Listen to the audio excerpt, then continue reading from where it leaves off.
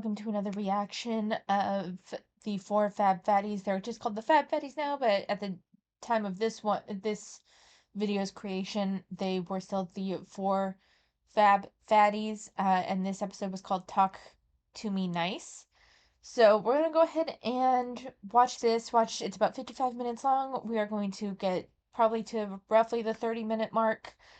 But while we are listening to this, so it's been like the most stressful time right now because of the time of year in the school year. It's testing time for me, and I have to test like a bunch of kids. We had a bunch of snow days, so that was like completely botched my testing schedule, and I have a limited amount of time. I'm like fucking stressed and I'm worried that I'm dropping something and I just don't realize it. And then parents are contacting me not wanting their kids to take the test, which means they have to sign the form, which means I have to go through this whole song and dance to inform them, and they might want to waive services altogether. And it's just been stressful. It's been stressful, so I have not recorded any B-roll that I usually stick in these videos for a long time. So today we're going to do a little something different. If you guys really hate this, let me know, and I will come up with something else for next time. But you're going to look through some magazines with me. I have a bunch of magazines. We're mostly going to be looking through like cooking magazines and crafting magazines. These bird ones are ones that I just want to look through on my own and probably read some of the articles. But when it comes to cooking or crafting ones, I like to just look at the recipes or the patterns, and so I flip through them fairly quickly.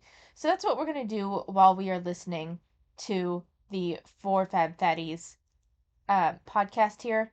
And just let me know if you like really hate looking through these magazines as our like video portion of this. But without further ado, let's go ahead and listen to what these women have to say.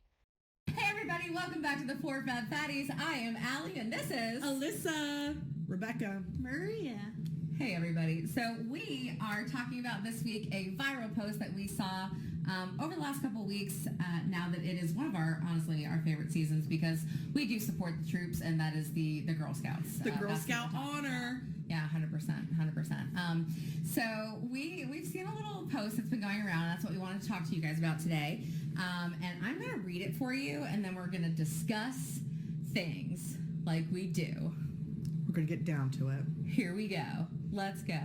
When you're approached by a Girl Scout selling cookies, please do not mention your diet, talk about calories, point out your body flaws, narrate out loud why you're not buying them if it has to do with your weight, narrate out loud why you're not buying them if you can't have them in the house because you'll eat the whole box, or ask which cookies are the healthiest. A simple no thank you goes a long way for our girls.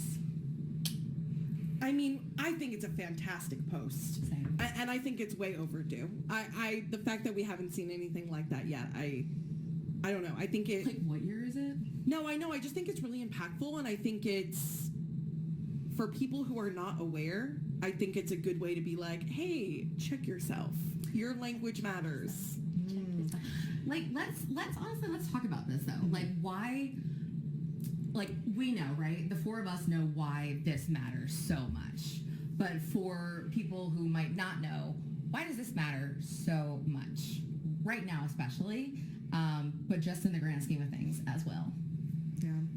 I mean, my first thought goes to, I am 35 years old, about to be 36 in like a week, okay? Happy birthday. Thank you. I said it so I get a happy birthday. I have vivid memories starting from the time I was 6 or 7 of people saying things to me about what I was eating. And they did affect me and tell me if I was good or bad. You know, and so it starts really early, and the way we talk to our children is often the way we talk to ourselves, the way we talk to others. And we're careful usually when we talk to children. So if it's even coming out there, you know, then what else are we doing with our words? So I just think it's really helpful that we are talking about it and that people are trying to raise awareness that what you say to these kids as they're doing these things that are very normal kid things that's been part of a large... As someone who works with kids, saying things like, I'm not gonna get them, I'll eat the whole box or stuff, like, especially kids with Girl Scout ages, most of the time the kids get it. they're like, oh yeah, you're gonna eat too much and feel sick. It's like, yeah, so I don't, that's why I'm not get like that's I a lot of my students have been Girl Scouts. If you can, if you're up for it, you go ahead and a lot of times like you buy them if you're up for it. If you don't, no one's gonna think badly of you for it. And if you're like, no, I can't, I'm gonna eat the whole box, the kids understand. They're like, oh yeah, I'm that way with Halloween. Like I've had students say, oh yeah, I'm that way with Halloween candy. Mom has to like moderate it for me. Like the kids understand the like I don't have good regulation with this food. The kids get it. Most of the time the kids actually understand this. This isn't promoting diet culture. This isn't promoting anything bad for the kids.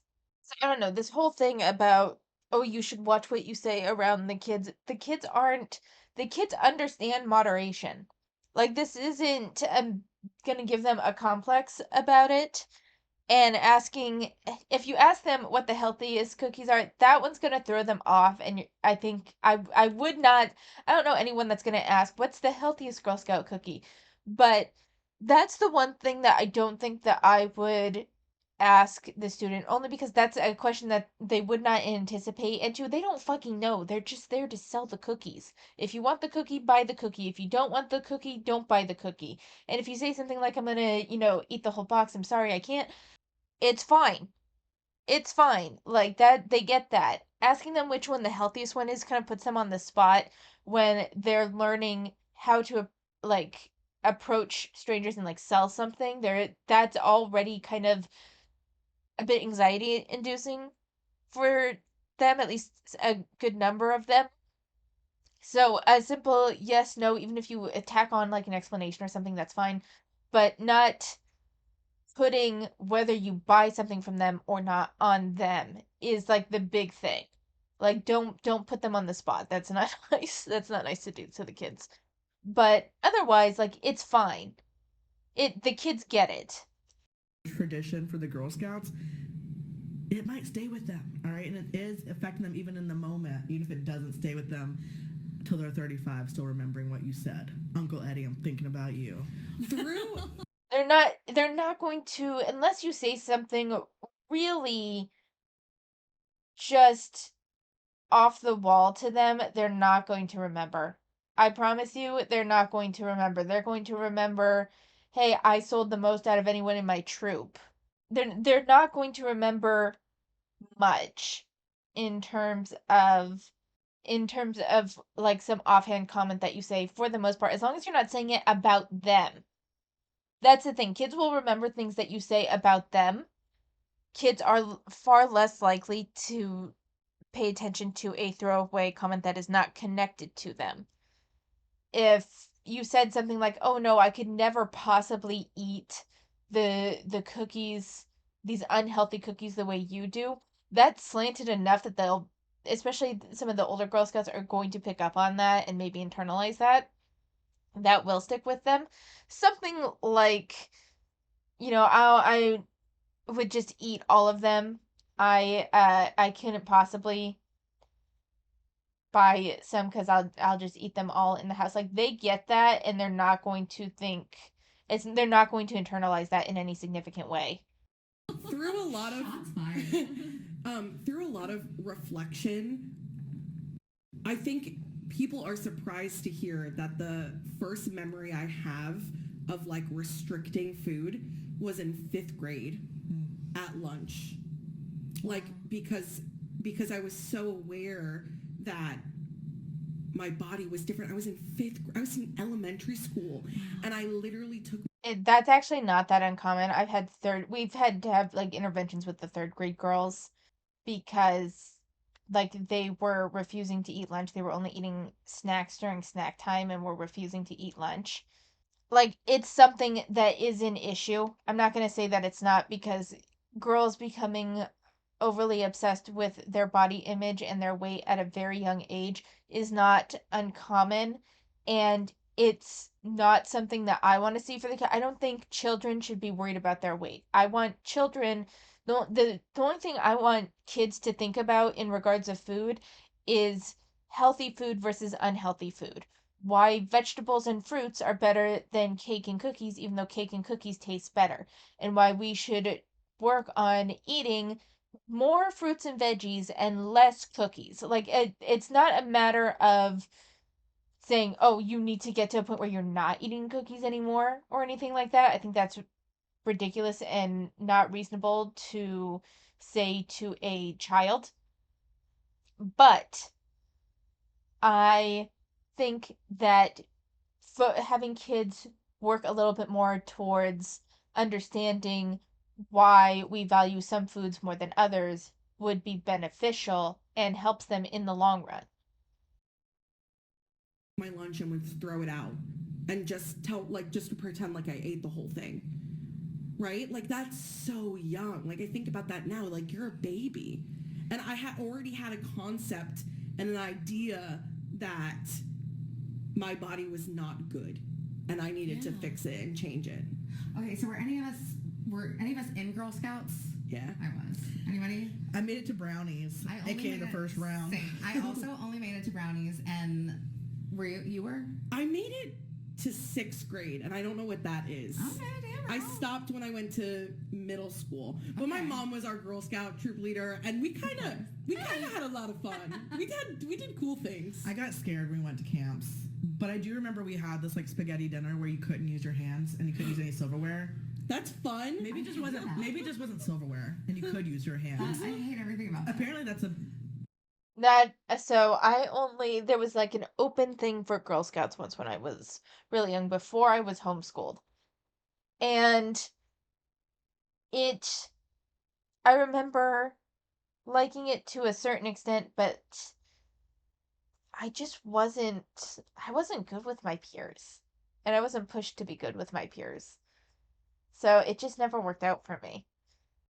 that's still going on. Yeah. That's so silly. Yeah. But like I only made it through brownies. I think I didn't like the outfits. And then my mom tried to put me in etiquette classes, and that also did not work out well for her. But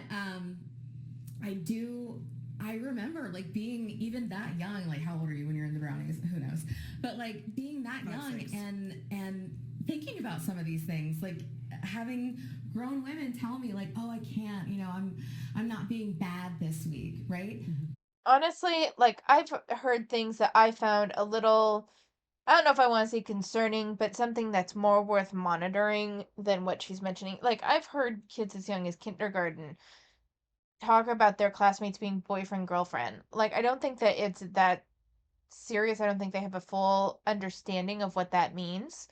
But it is something that makes you go, what? And then, we had fourth graders trying to look at porn on the school computers. Like, that's been a thing. They most likely were the general consensus is that they probably learned about that from an older sibling, which is something that I found weird, but like all of the teachers are just like, "Oh yeah, that happens." The boys especially will learn to find porn from older brothers that are at home, which I just find weird, but is apparently a not uncommon thing. So, I mean, and I don't mean this to shame the students or anything. I just fourth grade was younger than I would have thought for that kind of behavior. But like you would be surprised at the scale of adult topics that kids are both aware of and engage with on some level. And so as an educator, part of what you're doing is kind of trying to steer them back towards age appropriate behaviors, age appropriate interactions. And so, but like at the same time, you don't want to step on a parent's philosophy. So there's a lot of kind of navigating how best to handle something like that. And those are still things that I hear in my daily life from adults who are putting moral values onto inanimate objects, right? That are like, oh, I'm being so bad, I'm going to have an extra piece of bread, or I'm being... So they're not putting morality onto like inanimate objects or whatever you said it was. They are putting morality, and even then, like we say good and bad, but what we typically mean is healthy and unhealthy. Like no one thinks that you are necessarily a bad person for engaging in eating a cookie or a piece of cake, or let's say that it's you don't do it often, but you do get lost a little bit in like a fun weekend, and let's say you get either shit-faced drunk or you end up eating an entire cake on your own because it's that kind of weekend. Like it's not something that you want to do regularly, and people are going to be like, "Oh god damn, girl," but like no one's necessarily going to think lesser of you for doing that one weekend. And even if you are the type of person to eat a whole cake every weekend, I don't think that people necessarily think you are a bad person for it. And this is one of the things that I have a problem with the fat acceptance group putting morality into everything, is that people might think you are unhealthy. People might think that you are in need of better coping mechanisms, because what that would signal to me, is that you need better coping mechanisms. Um, but I personally would not necessarily think someone is a bad person for engaging in that sort of behavior. I would be more concerned with their well-being. And I think I would more get frustrated if they then attacked me because I expressed concern. And how far they went with that, because there are some people, man, I'm not even joking, that will take a perceived slight and go abso-fucking-lutely ham on your life because of it. Like, it's not personal, but they will make it personal. And that's the kind of bigger concern, is like how far are you taking that perceived slight? That's what makes you a good or bad person. Like if you get a perceived slight and you decide that you want to nope out of the friendship for a little bit, like that's your choice. I'm not happy about it, and I might be sad, and I might be like you, I think you're overreacting, but like that's your choice.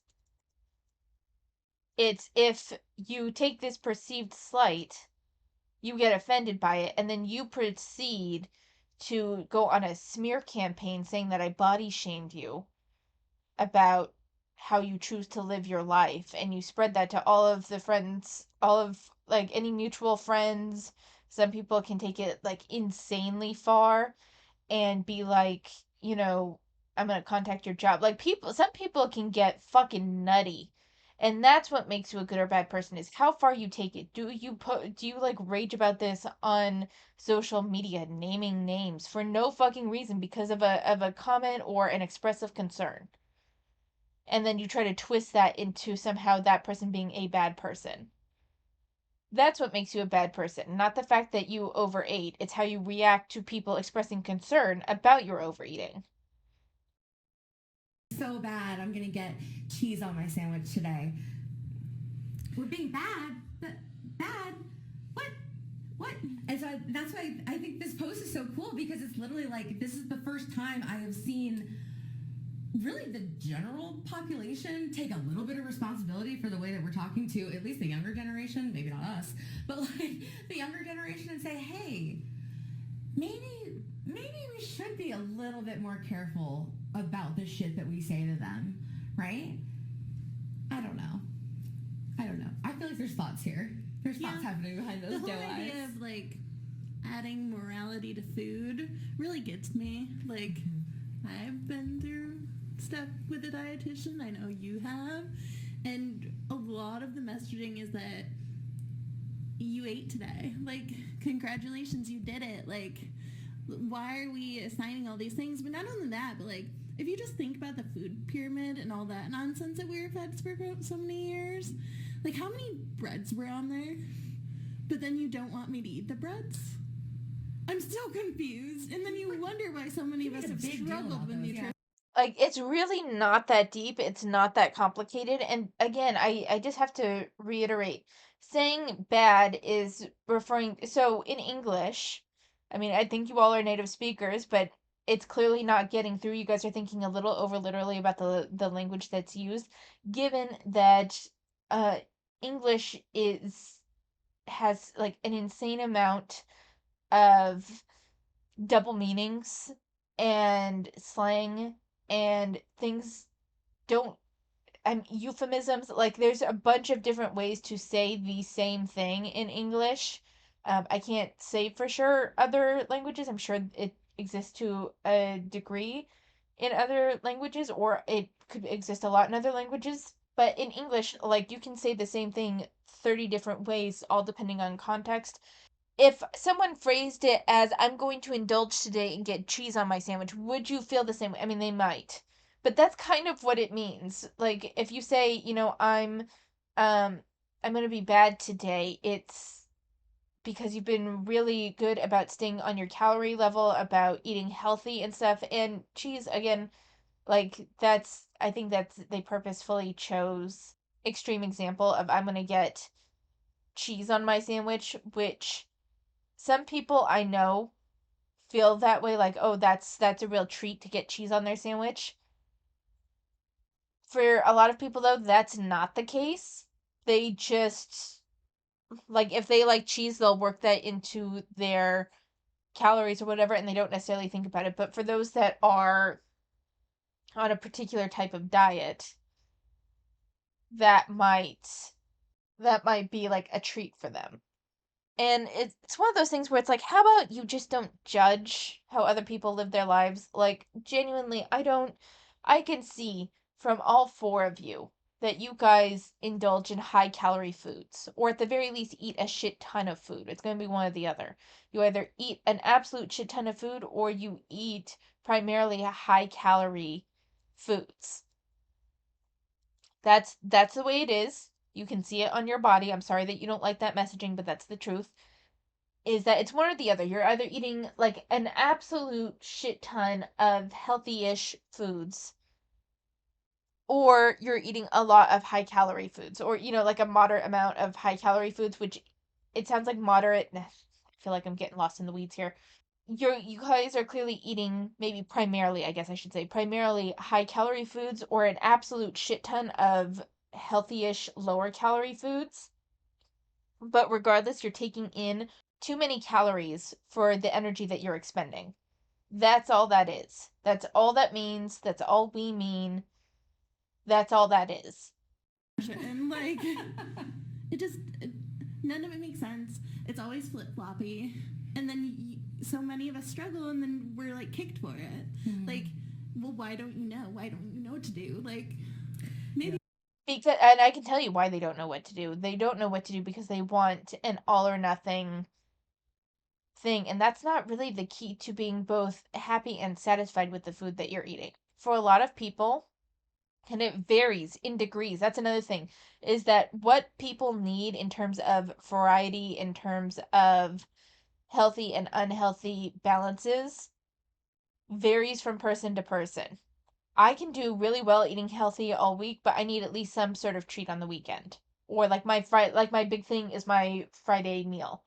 Like Friday, I get to leave work early, so I end up having like a lunch dinner combo, and I want to be indulgent with that. Usually it's a burger. Burger and fries. I love that. Sometimes it's pizza, sometimes it's whatever. My mom and sister, and here's the thing, I can eat the same thing 4 days a week and be fine, and then like have my special treat on Friday, and then a variety of stuff on the weekend.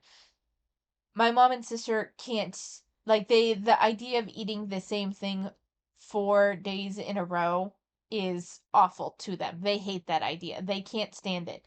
So to a certain extent, that's why the rules are not like super clear, because it's going to depend for each person. The big issue is that you guys like to say, well, you have to do XYZ or you're not healthy. Not people aren't necessarily saying that. Like some of the more extreme views sort of people are, but not everyone is saying that. It's about doing things in moderation.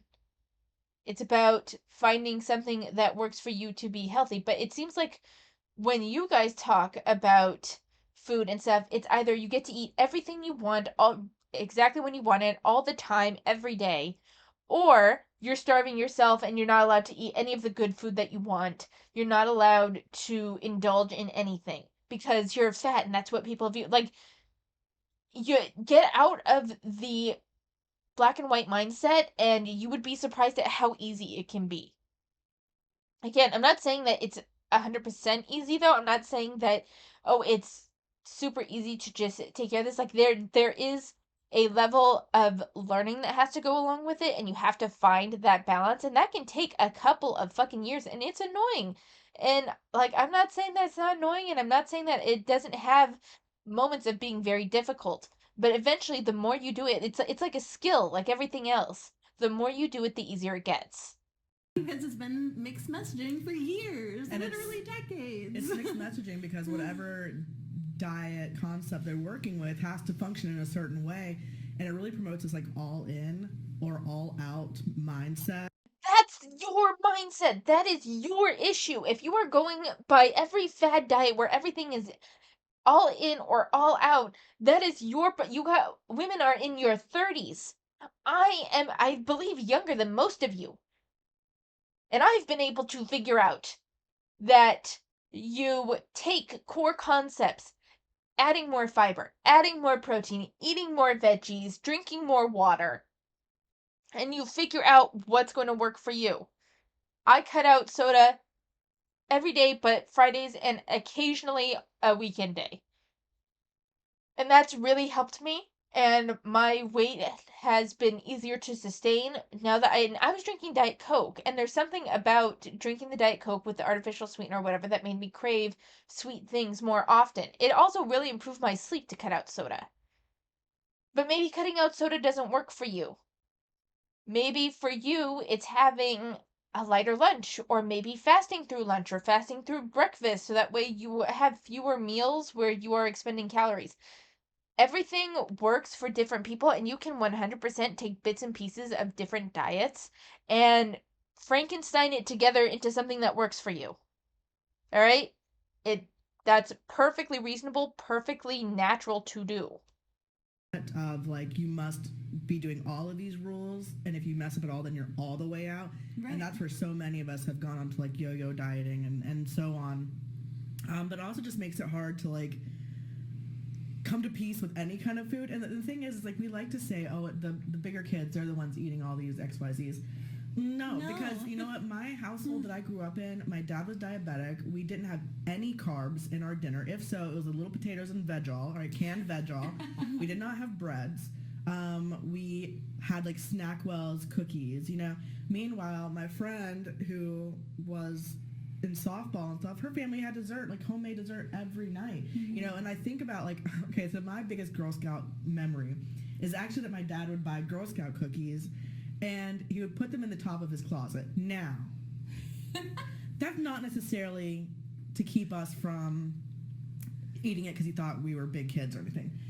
It's because he had 4 children and he knew he wanted those cookies dang it, and like our little grubby hands are going to get in it. The same. You know, so he had to do the same. You know, I would do I the same respect too. the Yeah, grind. I respect the grind. He's like, listen, these peanut butter patties, I'll fuck You're gonna some. keep your hands off my Yes. cookies, kids. Yes, but because they were up in his closet, they were The Holy Grail. yes. They were so and much more taboo. It was Yes. like, who can Yes. steal Dad's cookies? It was a whole little mission. And when you did get them, especially, I think a lot of my food issues come from having siblings.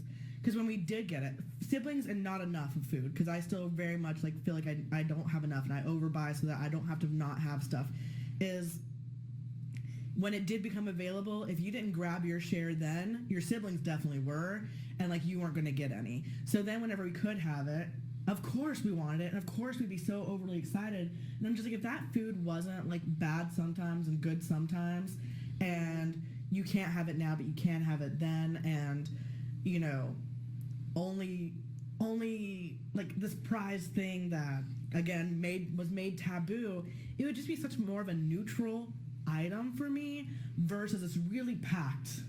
It's Right. it's so So here's the thing. I don't want to discount what she experienced in childhood. Like, we all have shit from our childhood that impacted us in a way that we kind of have to unlearn. I had a person that was kind of a habitual thief in my space while growing up, and that person, I collected video games. Like, from 13, I collected video games. I collected vintage video games. I had a collection of about 500 video games by the time I was 16, because that was like my big thing. All birthday money, Christmas money, what I would ask for Christmas, everything related to these vintage video games because I loved it. I loved video game history. Well, I go down one day only to find a couple of my very prized items and about 50 video games total at least had been taken and sold without my knowledge, without anyone saying anything to me. And as a result, I, for years, hoarded every possession I had in one room, in my room. It completely killed video games for me for a long while. I ended up just selling off a good portion of, like, almost my entire collection after that because I was just so over it and so done. And I had to kind of relearn how it's okay to leave my stuff in other areas of the house, especially since I no longer live with that person. Like, I still have moments when I can't find something where my mind immediately goes to, was that sold? Because that was like the most egregious thing that was sold, but I had other things taken as well, taken and sold or taken and used and destroyed. And it took me a long time to be comfortable again leaving my stuff out anywhere, even in my own house. So, like, I get how things that happen in childhood can have a lasting effect, especially the longer it happened, the more often that it happened. I totally get that. It is your job as an adult to learn how to navigate those things and make it easier for yourself and how to conquer some of that anxiety. How to, like, I don't think you're ever going to be completely free of that anxiety of whatever was put on you as a child. Like, I think that's just something that is going to probably always exist for you to some extent or another. And that's okay. You can still learn to manage it in a way that doesn't create such a huge impact in your life. Like I said, I've learned how to leave more of my stuff out and around my house and not be panicked over it. But there are still, like I said, when in times of stress, and I can't find something, my mind immediately goes to someone stole it and sold it. It's going to probably be my knee-jerk reaction for a long time, if not the rest of my life. And for me, it's just a matter of learning to take a moment, interrupt that thought, and ask questions of the other people around the house, look around more thoroughly, think about where I possibly left it, all of that stuff. Just as for these women, for her in particular, it would be like, okay, I understand buying more food. One, how much food do you actually have at home? Two, what's the likelihood of you actually eating this without forcing yourself to eat it so it doesn't go bad? What is a reasonable amount to eat in that particular time frame?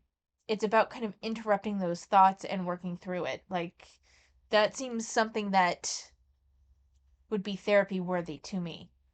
True though. Food. It's so true though because like I've even noticed that for myself in the last 2 years where I have kind of changed my relationship with food to like understanding that if I just stop like assigning these moral values to food or stop, oh, I can't have too much of this or I can't have too much of this or this is bad, this is good, whatever.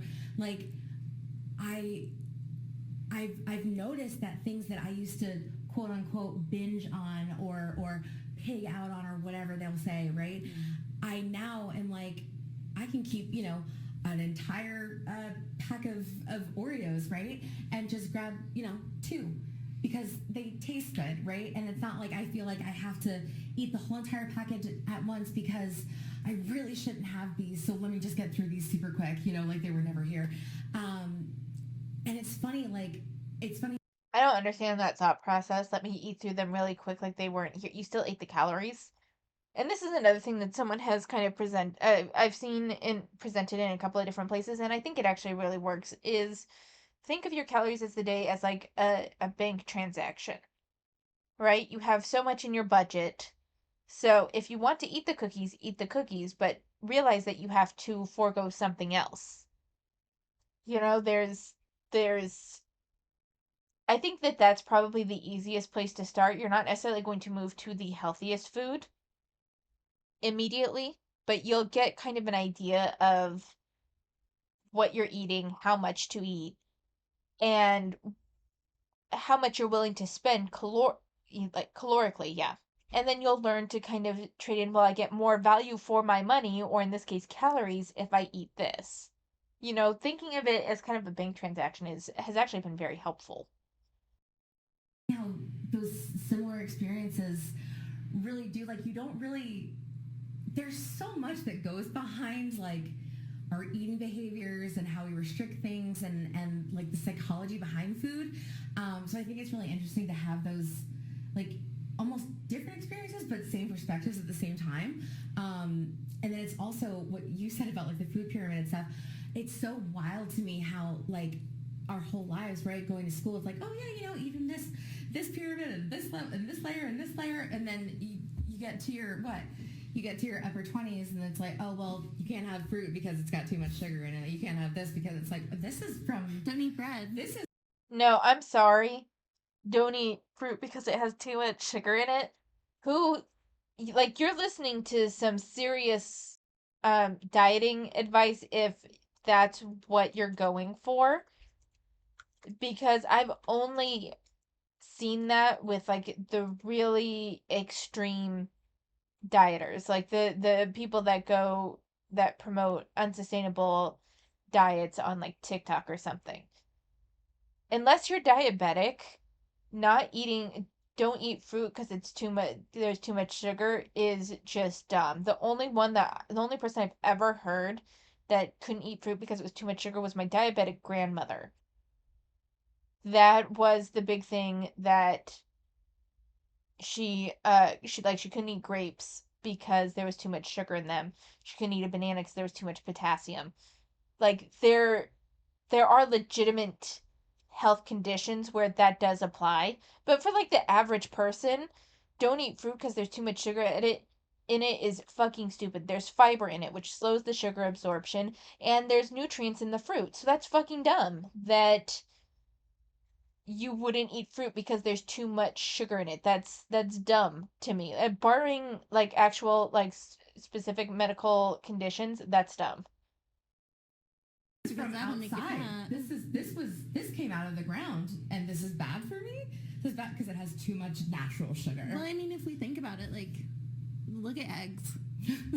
Oh, okay, eat the egg, but hard boil it. Oh, but now don't eat the yolk because that's where all the bad part is. All the bad part. Oh, but wait, no, like egg whites are bad too now.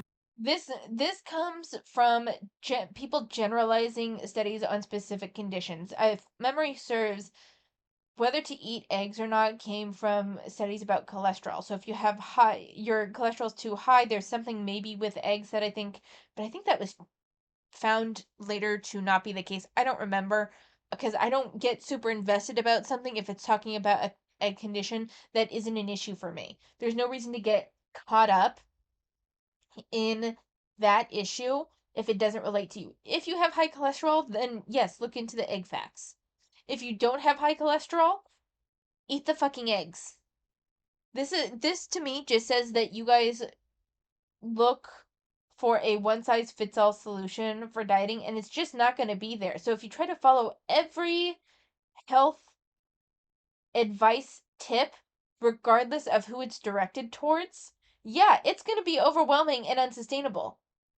But that's why you shouldn't focus on like taking in all of the advice for every single thing. You wouldn't do the DASH diet if you aren't having cholesterol or heart issues. You wouldn't do the glycemic index diet if you weren't pre-diabetic or diabetic. Like, maybe you that's not 100% true. Maybe you would for a family member, or maybe you would do the glycemic index diet to take in less sugar. But in general, if it doesn't apply to a particular health concern of yours, focus on more general concepts. Eating fruits and veggies, not taking in too much sugar, cutting back on soda, general things that would benefit everybody. But this is, you guys are talking, what, are you guys going gluten free too, even though you don't have celiac disease? Because that's what it sounds like. That's the level of adherence that you're trying to apply to yourself for conditions that don't relate to you. If you have an issue with gluten, by all means, go gluten free. If you have no issue with gluten, unless you prefer the taste of a gluten-free item, there's no reason to go gluten-free. Like, if you find that going gluten-free makes you feel better, by all means, go gluten-free. If you don't notice any significant difference and you don't, like, greatly prefer the taste or something, then fucking ignore it and focus on things that actually matter, like the level of your calorie intake, how much protein are you getting in, that sort of thing. Pay attention to what relates to you. I focus on things that relate to not giving me heartburn in the evening because I have a real issue with that. So that means that I don't eat tomatoes as often.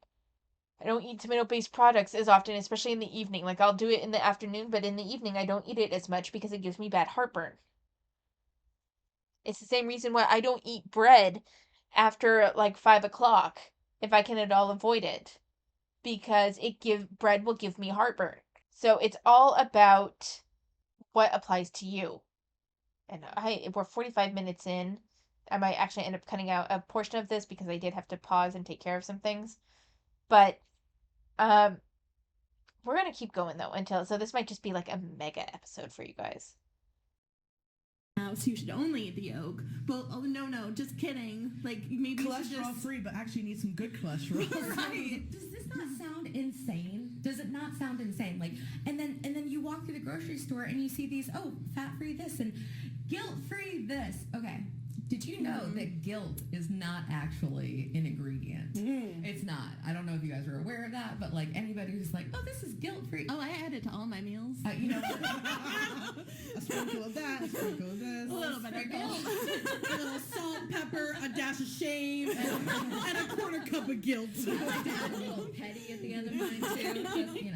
Just, just And for a whole funsies. heap of love. If you add joy to that, you better back away. You better Right back too far. But if you have those Dolly Parton brownies, though, that's another story. Anyway, sponsor us, Duncan Hines. Oh yeah, I tagged everybody the other day, and they did respond with some hearts.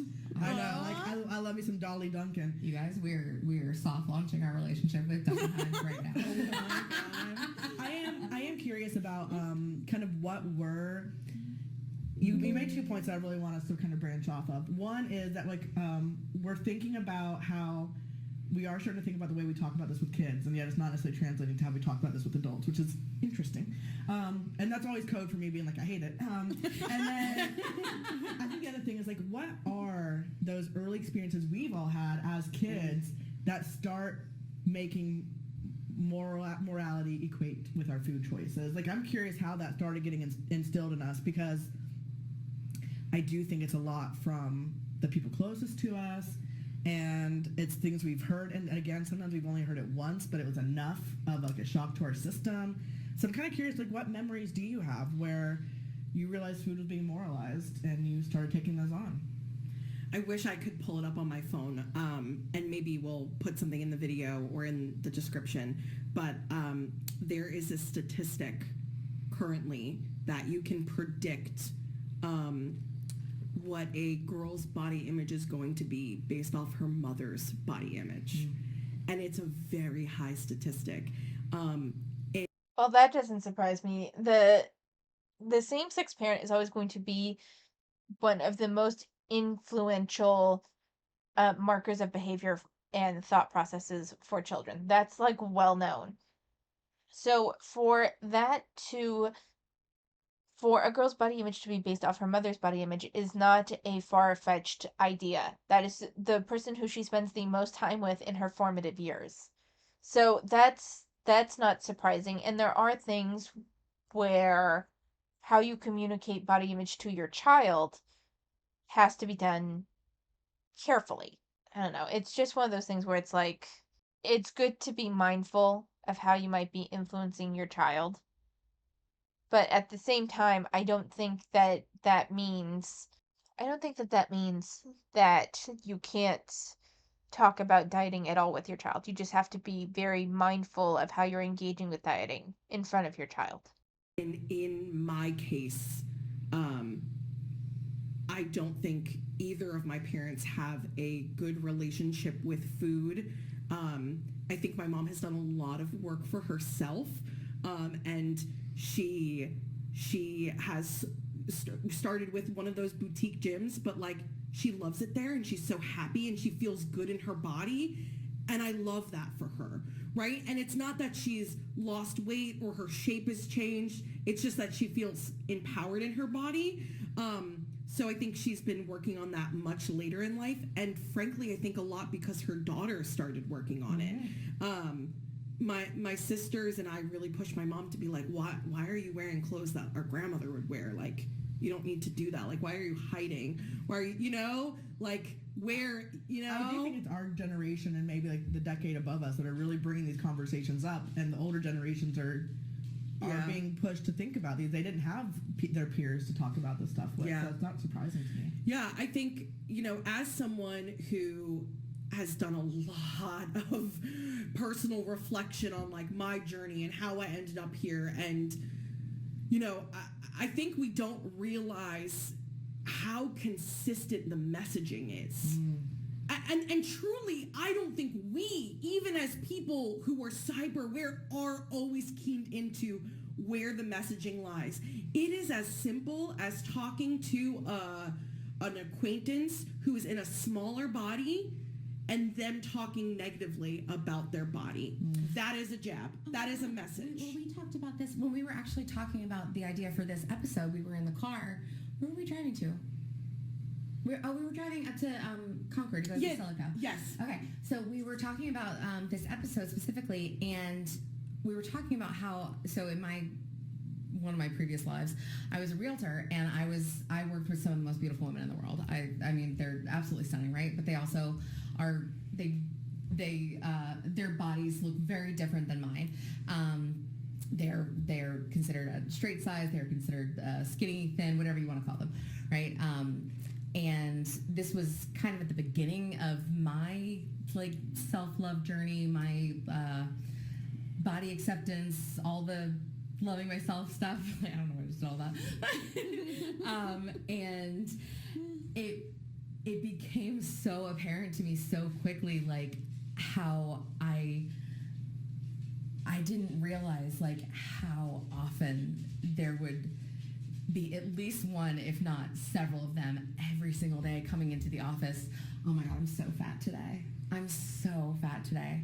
I'm so fat today. And I'm like, I am here. And once you're tuned into hearing it, you can't not hear it. You can't unhear it. You can't unhear it. But so like, I'd like to point out, I'm fat every day. I literally, and it's like, but the thing is, it's like, so I have to sit there and yes, there were times where I tried to educate and try to say, what do you really mean? What do you mean? Like that gif of Jennifer Lawrence, right? But like, what do you mean? And it's like, are you saying that you are fat today? Or you are gross today? What are you actually saying, right? And so it did cause some of them to think about it, but for the most part, it was always, I'm so fat today. Oh, I need to lose 3 pounds before I go to Mexico next week. And it's like, oh my God. But at the same time, like, it was kind of going back to your question, like, I didn't really realize until I kind of started doing the work of like how often I would hear somebody say those things like in my general orbit, and just like not taking into account the way that we speak around people and the way that we have these conversations. And kind of again going back to like, I'm so happy that we now have this viral post and that adults are taking responsibility for the way that they're talking about food and bodies and all this stuff around kids, because it is so internalized. because I do remember from a very young age of being, you know, super self-conscious about going for seconds, right? Or of oh, are you going to eat all that? Or, you know, these like microaggressions that you don't really understand, like their impact until you have 35 years of like, oh my God, like, didn't you just eat? Or are you really gonna, you know, you're gonna have dessert too? So the whole thing about watching how you phrase things around kids, again, this kind of goes into how close you are to the child. The closer you are to the child, the more careful you have to be about how you phrase things and how you talk to the child about sensitive subjects. If you're a teacher that spends a good portion of their day, and especially if you are kind of, as a teacher, you're part of like the authority that the child experiences, like a major part of the child's life. As a teacher, you are one of the like major authority figures in the child's life. Therefore, what you call bad or good is imprints a lot more on the child. I cannot tell you how many classes I had that I subbed for where the kids were not disrespectful. They were kids, they were noisy, sometimes they talked too much while I'm trying to give a lesson. 100%.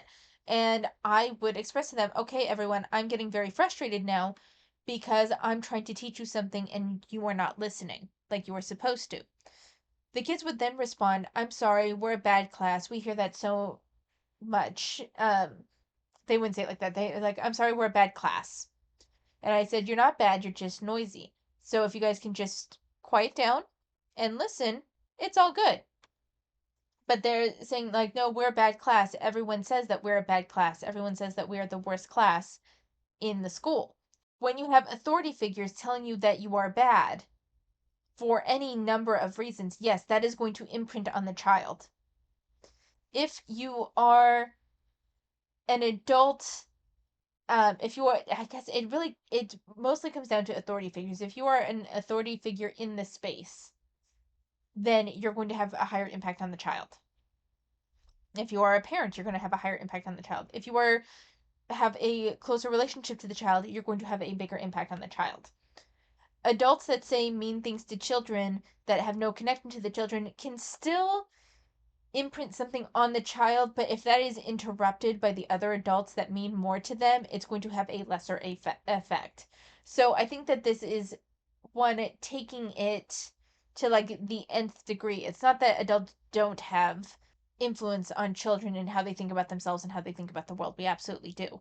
But the degree of to which your comments imprint on the child are going to vary depending on the relationship and the how prevalent you are in that child's life. Or whatever. And it's like, Yeah. it does a lot. The amount of times that people have commented on what I had on my plate is beyond my ability to count. Yeah. So I brought my Uncle Eddie, and I must have been probably 6 or 7, and it was like a 4th of July party, because that's when we would go over to their house because they had a pool. And I remember being in the kitchen and getting some food, and it must have been my second plate. He goes, second plate already? You know? And I just remember feeling like, wow, like, I felt so observed, Yeah. like so under the microscope. And I see that now with my nephews and niece and stuff. I have a one nephew, Parker, who he's going to be a tall boy, and he is slightly heavier, and I feel like he gets scrutinized more than my other niece and nephews because they're thinner, and so people aren't looking at what they're eating, they're looking at what he's eating, and I feel it. He's 5. I feel their gaze on his plate, and I've already seen people comment a couple of times about what he's eating, and I'm like, I feel my defenses go up for him. Yeah. I feel my concern for how people are going to talk to him about his body. And the thing is, like, we are, of course, women here, and we identify as such, and so our experiences are shaped by being women. But I teach college, and so many of my male college students have been much more vocal about them having eating disorders, a lot of times either because they were chubby teens or because they were in athletics and their coaches really coach them towards eating disorders, and no one's free from this. Everyone's caught in this system, and probably the only people that feel free are the ones who bought in. And and it just, who does it serve? Who does this kind of like moralizing of food serve? I don't know what benefits come from it at all.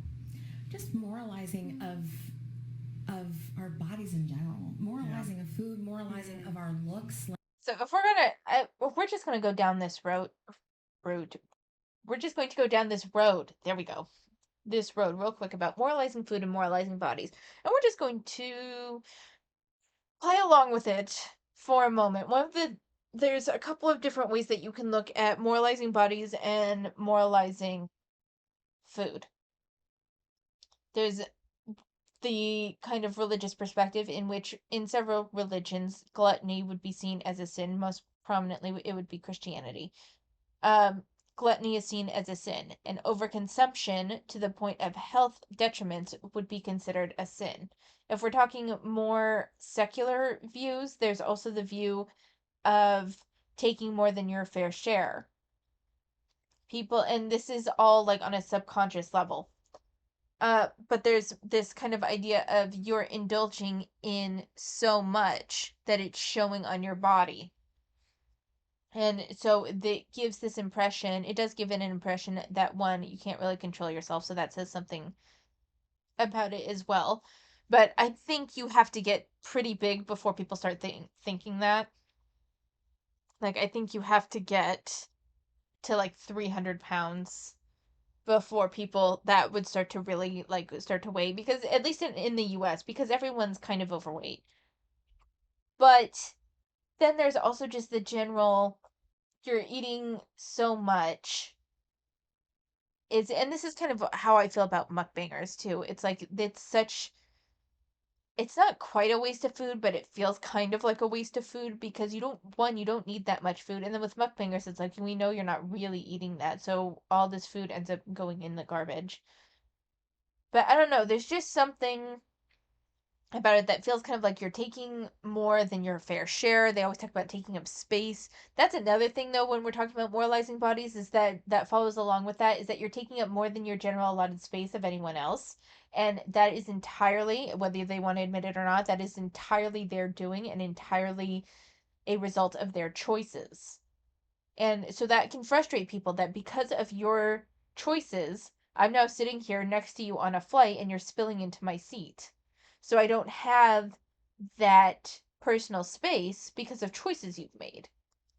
It's a matter of you, whether they want to see it this way or not, kind of pushing boundaries of other people, whether they like unintentionally so, and there's not much a whole lot that they can do about it, but there's this boundary of personal space that is being crossed because of their exorbitant size, and yet they are the ones that claim victimhood because people get upset by it. Like, I mean, if we could answer those questions, I don't think we'd have a podcast, honestly. But like, like it really, and we dealt with it again this week of having someone tell us that we were actually putting harm out into the world. We were by putting out a dangerous message when we're just telling people that you don't have to look at yourself and say, you don't have to look in the mirror and say I'm good or bad, right? Now, internally, could people be better or worse? Sure. Honestly, this whole thing of like you don't have to look in the mirror and think that you're bad or good because of your weight, the fact that they keep going on and on to this, it reminds me of when I would like latch on to an idea for a paper because I just needed to fucking get it done. And so I would take quotes, and I'm not gonna fucking lie to you guys. Like, there were times when I was reading like 700 pages a week and I had 3 papers due. And I realized that an idea that I had for an argument in the paper didn't actually work out with what the text said. But I made the argument anyway because I just was like overwhelmed and I did not have the capacity to start from ground zero. Like, it was due. I needed to get it done. I needed to get it written. So I did. And I cropped quotes to fit my argument. Like, was it a bit disingenuous? Yes, it was, but I got an A on that paper. So, like, where, like, they start off saying something and then there's a comma and then they contradict it, or they, like, give something that kind of goes outside what I was arguing, I would just crop it just before the comma. Um, this kind of feels like that. It feels like they're taking something, it feels like they take the concept of good and bad foods outside of all of its cultural context and all of its implied meaning to focus in and hone in on the general definition of good and bad. The general, like the most commonly used form of good and bad. And when it's not really used in that way in this context, but they'll still apply that original definition and ignore the general context of good and bad when we talk about foods in order to suit their narrative. And that's not generally what it's like. No one is saying that you are good or bad if you choose to eat a bad food. It is a choice you make. If you continually eat those bad foods, no one is saying that you are bad. We say that you don't make healthy life decisions, that you are not healthy, that you are not eating healthy. But good and bad is synonymous in this context with healthy or unhealthy. It's not necessarily putting moral connotations onto the food. It is a shorthand for the nutritional content of the food. And they know this. They know this and they choose to warp it and present it differently to prop up their sense of victimization and why fat liberation is a legitimate social justice movement when it's not. Absolutely. Yeah. Absolutely. Like this woman who said these things about us, right? Well, I do think it's interesting because I was like, I had a thought for myself this week of like, because that call out, right? They want to make it about our behavior by like the fact that we're talking about this stuff, right? Because normally what happens is we get called out just for the way we look, and normally I'm a fan of saying you can call out behaviors, but I thought it was so interesting because we saw like our perspective of our behavior and what we're doing is very different than her perspective of our behavior and what we're doing. Yeah, I don't know where that's going, but essentially like this idea of like internal is that even that's not a straight and factual sense. Like we have what we value, like we are operating on two different value systems, and like we're not going to agree on what behaviors are appropriate. That's me sprinkling in the petty. Yeah, that was what I was doing there. Not only that, but can we just talk about what that video was that she even commented on? Please do. Like, it was literally just us dancing. Like, we were pure baby we angels. were literally just dancing. There were some terrible dance moves, mostly from me. I was gonna say mostly y'all's were elite. Actually, you know who's were elite? Alyssa, your dances were elite. she meant it, but Thanks, guys. That makes me feel good. but all we were doing was dancing, and all of a sudden there was all this moral ambiguity added to it out of nowhere. Had nothing to do with anything, but also, can we talk about the fact that when we don't move, we're told that we're so fat, and why don't you go out? Why don't you do something? Why don't you move your body? And now we're literally doing that, and it's still not good enough. Still, and then to add to that, like, This again goes back to you are. Oh, I already looked through all these. So much like you take all of the diet advice, whether it applies to you or not, as evidence of why, like, you can never do the right thing. If you're taking opinions from literally everyone on the internet, you will never be in the right. Like, you will never be in the right. That's because everyone has a different opinion. So that's the thing, is that it's like people always tell you to move, but then once you move, you still are doing it wrong. That's because you're listening to everybody. Don't listen to everybody. Listen to those that you respect and those that matter. It's not like it does not have to be this difficult or this complicated. I started recording Pokemon again, right? I started recording Pokemon again. And I do very bare bones effort with it. I have an online emulator that I use. I don't edit much because I'm just having fun with it, right? Some people actually seem to like it. I've been getting some nice feedback on it. Some people have liked it. The translation is like really shitty, and so that's a source of fun. And it's a lot of fun. And then I got a comment saying about how it's bad that I'm using an in-browser emulator and how basically posting very mildly edited photos, mostly uncut footage, 20 minutes long, just in their words, showed how I didn't really care about the Pokemon games and was only in it for views. Do you think I listened to that person? No, because I'm an adult and I'm having fun and it's not that fucking serious. It is a fucking what is it at this point? 25-year-old video game from Japan that was never even released in the US? No, I game very casually.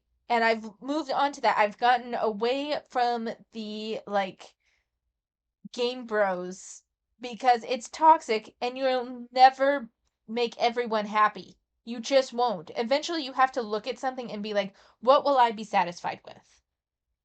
I want XYZ. And when you say you want XYZ, it has to be something that you can control. Because saying that I want to be accepted for who I am, you can't control whether other people accept you, so choose something that is within your realm of control. If it's I want to be confident enough to not listen to people, then that's what you need to practice. My big thing was I don't want to get swept up in trying to gain traction on that Let's Play YouTube channel. And it's kind of gotten to that point. I don't want to get caught up in trying to gain traction or get popular on YouTube. I have a job, I have a life. This is a fun hobby. And that's why I do it. And that's why I only make one video a week. And why on the Let's Play channel I'll do 3 videos a week for a couple of months and then like there will be a month of nothing because I'm not being worried about being super consistent. I focus on finishing because that's my big thing this year is I want to finish what I've started. But that's what makes it important to me. Whether anyone else is happy with my upload schedule, with the content that I make or whatever, I don't care because it's for me. I'm having fun. It's a hobby that I'm enjoying. And that's what matters. And if people don't like it, they can fucking go somewhere else. And it's you kind of have to think about that for your life and for your health outcomes. What health outcome do you personally want? If the answer is that you want to be more active, then focus on being more active for you. And my dog just broke down my door. Hi there, Lily. But anyway, we only have a little bit left before we're at like the halfway mark. She tells us like she went on this huge tyrant about how the messaging we're putting out there is terrible for children and like what if other young girls see this? What? And not only that, what if the other young girls see this and think that it's okay to be fat because they'll have friends and support? Ooh, wow. Excuse me? Yeah. Excuse me? So our message of telling people that if no matter what, they are worthy of having friends and support. If that is a dangerous message, I will be happy to continue to spread it. I'd love to co-sign that. Absolutely. That just like hurt me. Like that just hurt like a young part of me. Yeah. No, like her, like again, something about like me reading it online. It doesn't emotionally hit me until I hear y'all say it out loud. And maybe I need to start saying this stuff out loud more because what is put online, like people should say it out loud and like see what it feels like to say those things. Because when I was in high school and I had a couple friends who I thought were just confident, amazing girls that were funny and beautiful, I thought of myself of undeserving. Like, how am I so lucky that they chose to be my friend? And like, what am I bringing to this friend group? Because it's not like I'm bringing party, fun boys, etc. You know, like I just really did not feel like I deserved friends. And to hear this woman actually think that it's wrong to make fat kids think they deserve to have friends. Right. It's Or support. Oh my It's gosh. uncomfortable. It's so that's what got me so angry this week, and like that's why I was messaging you guys like, please, I need help like getting off the internet because I'm so angry right now because I just like it is. I do wish that I could see what video they're referring to and the comment that they're referring to because this seems I don't know, there's something about this that way it's being presented feels like I'm not getting the full story as a lot of things are with them where it feels like I don't know, they're just slating it slanting it in a way so that way they can look like they have the higher ground. Because I find it hard to believe that someone would actually say this. You know? I'm not saying that it doesn't happen. I'm not saying that it's not possible that it happened. I'm just like, I wish when they would talk about these things on the video portion, they would at least put up like some receipts, you know? It's literally it's people want to look at us and place moral values the same way that they do with food, the same way that they do with diet, like with exercise, with all the kind of stuff. And it's like On a human being. on a human being, on an actual person, and it's just. I was telling this to my other friend the other day, my friend Megan, that like I literally sometimes it is truly insane to me how much time we have to spend on the internet just trying to convince people that we're a actual person, Right. like a person and not just a body, and not just a body that looks different, and that we literally are just here to spread a little joy and let people know that it's okay to not hate yourself. And we're getting, oh well, that's not what you're doing. That's not what you're doing. You're promoting obesity. You're promoting obesity. You're telling people that they should be fat. No, never Where? once have we said you should be fat. And you know what? If You you should want to be be fatter. please go for it. Absolutely. Sure, but we've never whatever once you had wanna that be. be our messaging. It's, Or like, we're not promoting any body type. We're not promoting a diet. We're not promoting an exercise. We're not promoting anything other than pure fucking joy. Well, I would actually like to think about what we are promoting. So, Please do. one of the things like that I'm curious about is how do you talk about bodies with others? Like how do you model it? Do you I don't talk about bodies with others because that's weird. But we're like hitting right about the halfway point. So I do think I want to continue this because there's a lot about how they're presenting it that feels very slanted. And it's actually kind of pissing me off, which is always a sign that it's like, oh, maybe I should continue to cover this. Uh, so I definitely think I want to continue this. Let me know what you thought about going through these magazines while you've been watching. I've enjoyed it, but I don't know if my commentary has suffered from it because I got distracted a couple times. But I think we're going to leave the commentary portion here. I do want to talk about manhwa. Alright, so this was Tapa's Perks of Being an S-Class Heroine. So not that one. I actually have not read that yet. Not read either of these. Just these three. And let's get rid of that. So, Villains Are Destined to Die is moving along. It's still not anything that I haven't read before. I am not a big fan of the winter arcs or like the winter sections. He just wasn't my favorite ML, or not. Well, he wasn't the ML, but like a romantic interest. He wasn't one of my favorites. The Perks of Being an S-Class Heroine is such an interesting story, the way it's framed and the way it's told, and I'm really enjoying it. There wasn't much to say about any of the webtoons, but I do. Oh, this is the greatest eras. I have not finished reading this chapter, but I do want to go to recents. Lady Beast has a new one? What? Okay, that's going to be interesting to read.